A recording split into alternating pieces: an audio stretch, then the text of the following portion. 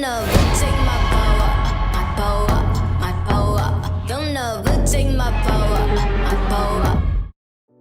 The essence of the film really speaks to black female excellence and also just changing gender norms.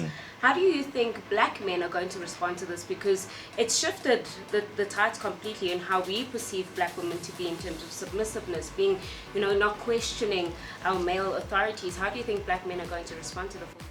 I think it depends. I mean, there's some that might be rubbed a wrong way, but that probably means your insecurities are at an all-time high. Yeah. And then there'll be some who have a balanced mindset, who can see the vision that in this world we need a duality of both. Yeah. This weird point that we got to ourselves where we feel like somebody, just because of their gender, shouldn't be up to a position of power or shouldn't have the power to make change, is something that has stifled a lot of us. And I feel that, share the load, you can share the load. And that's something that I feel like a lot of men are going to realize through watching the movie. How do you think people will relate to Nawe so much? Because, she is feisty, she is she speaks her truth, but she's also strong and powerful. Why do you think people will relate to her? People relate to Nawe because we see her start from scratch. She comes in and she's not, this built-in superhero. She has to learn to be a warrior. We see her fail time and time again, but we see her push through it. And I think as people, that's what we're drawn to, because in this life, we will fail. Yeah. But then what matters is us getting up and going for what we want and being successful in that. Nawe has a beautiful arc, going from being an unwanted daughter to ultimately helping her mother, burn down, the situation. There's a lot. Yeah, there's a lot to Nawe, but she is human. Yes.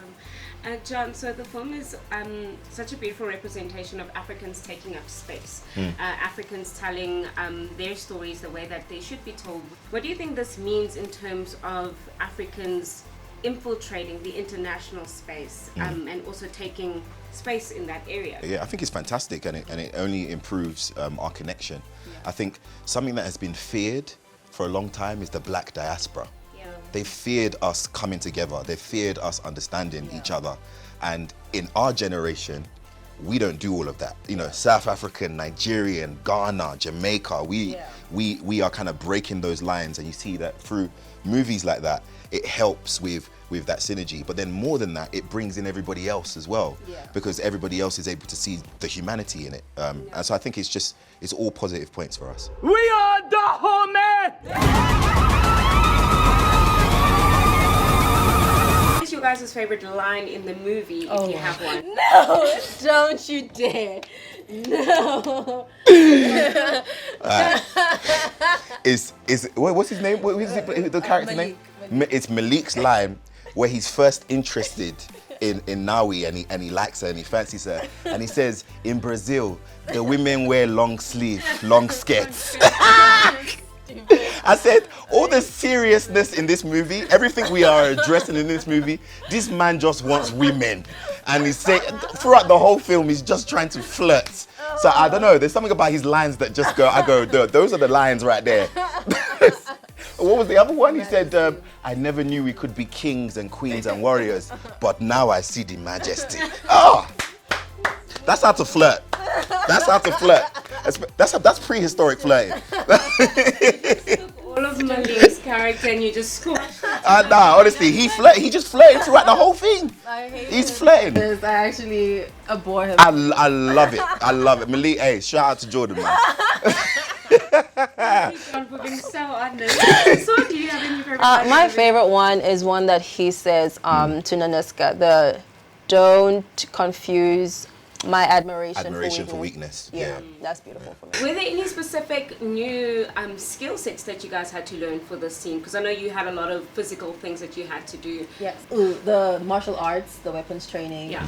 I had to learn how to sprint. I hated sprinting. The last time I think I would have sprinted would have been in high school in grade 9.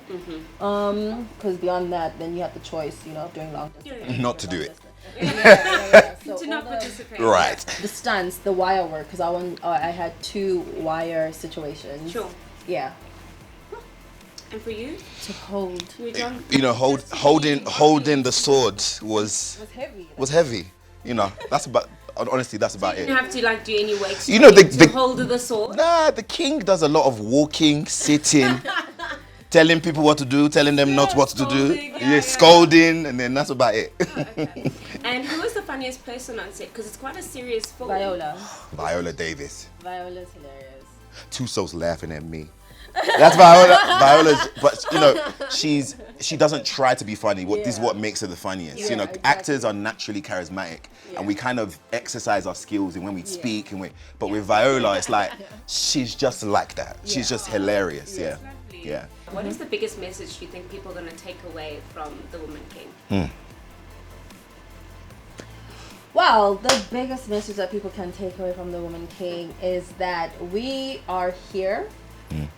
There is no mistaking it. We are capable. We have a voice that is worth listening to. It's a positive movie that deals with healing traumas specifically, and I think a lot of us can relate to that. We have traumas and we have things in our minds that we haven't gotten rid of. We have an attachment to our past, and our past is stifling us from moving forward. Naninska, the lead character, is going through that throughout this film. So I feel like lots of us can see that, and we can see how this woman heals and moves on. Awesome. Let's go, baby. Let's go, baby. Let's go.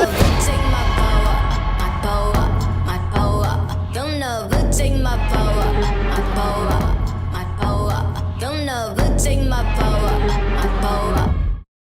Hello, Tuso and Viola. How are you guys? I know I'm in the presence of queens. And I am so honored to speak to you both about The Woman King and just the essence of Africanism. So thank you both for joining me for this interview. Viola, I'm going to start with you. So as one of the producers of Woman King, it's such a beautiful representation and celebration of the differences of African women that have been shunned for so long in terms of our skin, our hair, our physique, and how we actually present ourselves into spaces. How do these themes play out for you as an actor?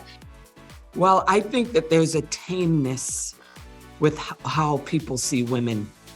You know, that you have to be overly nice, that you have to be overly nurturing, that you can't be angry, that, you know, you can't have muscles. You can't even attempt to sort of challenge your body in any way. There is just so many societal mores placed on women and what our roles should be. And when you step outside of them, then you have a tendency to be erased. Yeah. That's what happens in our culture. I mean, I think that since I've been here and I've literally ordered room service because I have a deep voice, they've said, okay, Mr. Davis. And I mean, it's just devastating to me. Then, I mean, for a second, but what's been is so great just playing these Agoji women is that they have challenged the whole definition of femininity and being capable. And and it serviced all of us, actually. It really did in our lives. Absolutely. And I'm just going to touch on that concept of challenging and pushing boundaries. So for you, there has been pockets of representation of Black female leading roles. Viola, you have been part of that pendulum swing. But now, Tuso, you are a South African Black female who, in my eyes, is almost a role model for what it looks like to be Black and South African on an international stage. How do you feel about that? How do I feel? I don't know. I just I was actually doing what I believe is my purpose, and I am grateful that it has led me to be in the space where I am, constantly learning, constantly growing, getting to see it firsthand with Viola. But from the feedback that I've gotten from people back home in South Africa, on the continent, I realize that it is important to have someone represent us physically in this manner. Yep. And Absolutely. I am grateful that, you know, I guess that I am that. No, don't guess it. You're killing it. Like, you're absolutely killing it. Yeah. And Viola, how was it to experience working with a mixed African cast and shooting on African soil? You know what? That's it goes beyond words.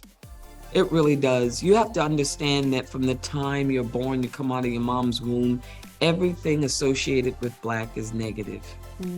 Everything associated with being dark-skinned and Black is negative. And people speak with impunity about how they don't see you as attractive. They always feel like Black women are overly aggressive, that you don't even have to open the door for them, you know? Yeah. And to literally see the, to be able to go to Africa and see people who have agency, more agency and autonomy, and really celebrating their beauty, celebrating their wide nose and big lips and their hips, and just basking in it. It makes me feel like, okay, then I know that God did not put me on this earth to sort of be invisible. I feel seen, and I felt seen. Don't never take my power, my power, my power. Don't never take my power.